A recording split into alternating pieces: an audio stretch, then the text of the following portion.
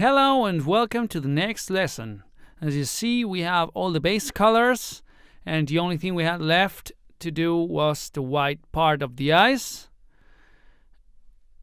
And well, what we'll do from now on is work a bit more on the details with the color palette we previously chose. We'll add certain things to the illustration that will complete the drawing, like for example the pupils or the color of the lips, etc. And well, those are things that we can modify later on or add some more complexity, like for example put some sparkles or some kind of shadows, include a filter on the layers so we can add some darkness or light to the drawing. And well, as you see, I'm working on the pupils, for which I chose these red color because it was on the color palette and it seemed to be it was the most appropriate for the drawing itself. And I keep on adding some touches.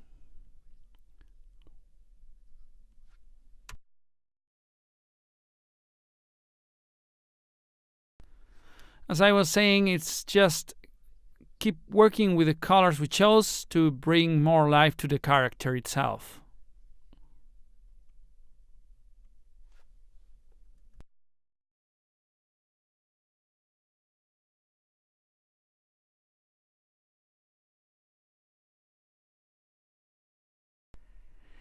And here, as I was saying, I'm using a darker shadow instead of using multiply because I'm working most of the things in the same layer.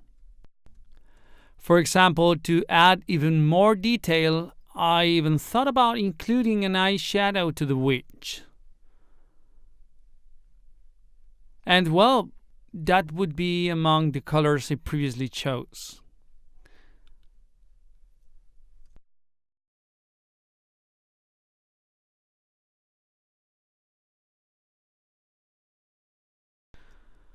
As I told you, I'm aiming for a modern look for what I'm doing now. I don't want it to look like an ugly witch with a classic wart, and I'm directing it more towards a slightly more feminine style, with the makeup and the earrings and etc.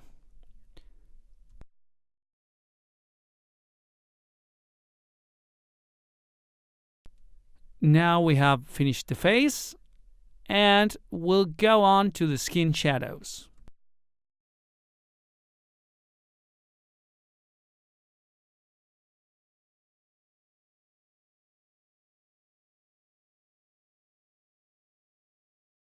This is a bit experimental since you can try and play around with colors when shading, for example.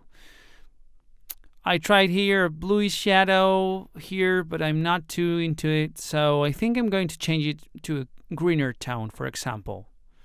I like this one here better.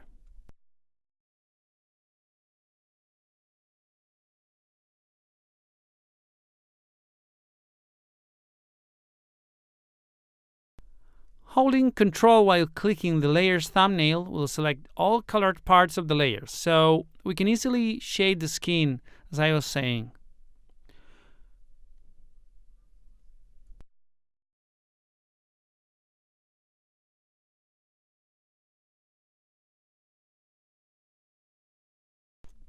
For example, this part here would have some shadow under the head, and we're going to suppose the light comes from above, hence the light will come downwards, and the shadows will be under the zones where there's supposed to be a relief. For example, the neck, the chest, under the nose, etc.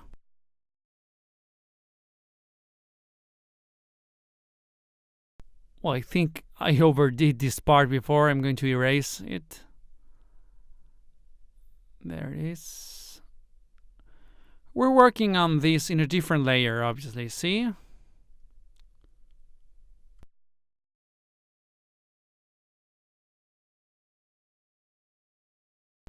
For example, under the nose, in the relief the ears have.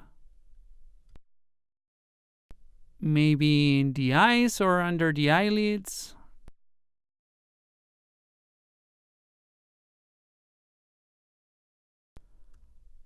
under the hair, etc. That's just you seeing what you consider would be in relief.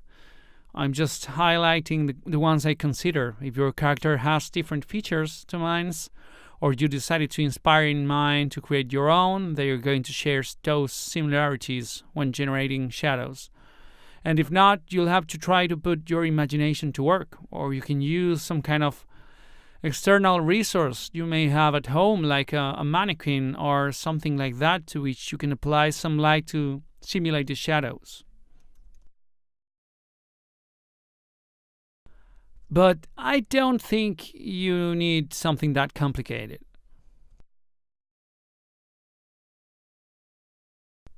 As I was telling you in previous lessons, now's the moment in which we can extend of the details if we want, because that's what will make the character deeper. We have to give it certain volume, and since I chose, as you know, a different style from what we've been seeing in common paper dolls, I'm trying to be a bit more creative on this.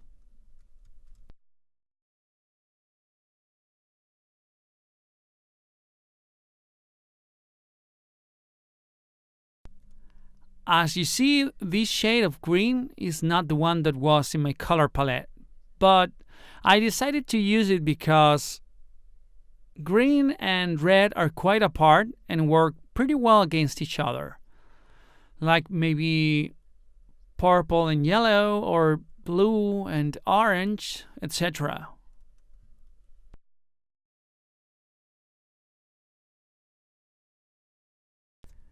Now I used another brush named Diffused Circular.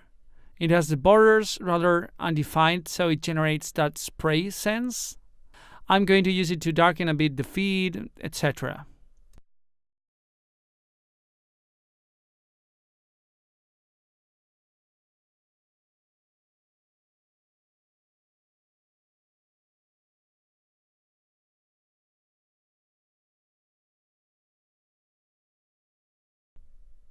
And maybe on the hips or the arms, that's just a matter of combining the different brushes so it creates different effects. Okay, so what we're going to use now is blocking the color parts inside the line art layer. For this, just hit that button I showed you earlier, the one that looks like a chessboard. Let's get into the line art layer, and from there we'll start working. Before that, I'm going to try and add a bit more detail to the hair. I forgot about it. And now we'll proceed with the other task. I'm going to make some lines using what we already have, just little details.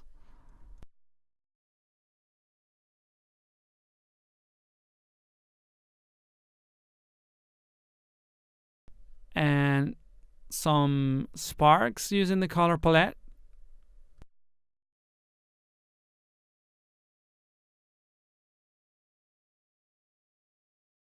I'm going to raise the brightness.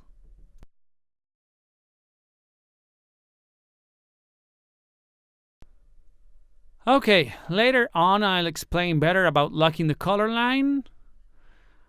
We'll finish today's lessons here. I'll see you on the next one, and let's go for it. See you next time.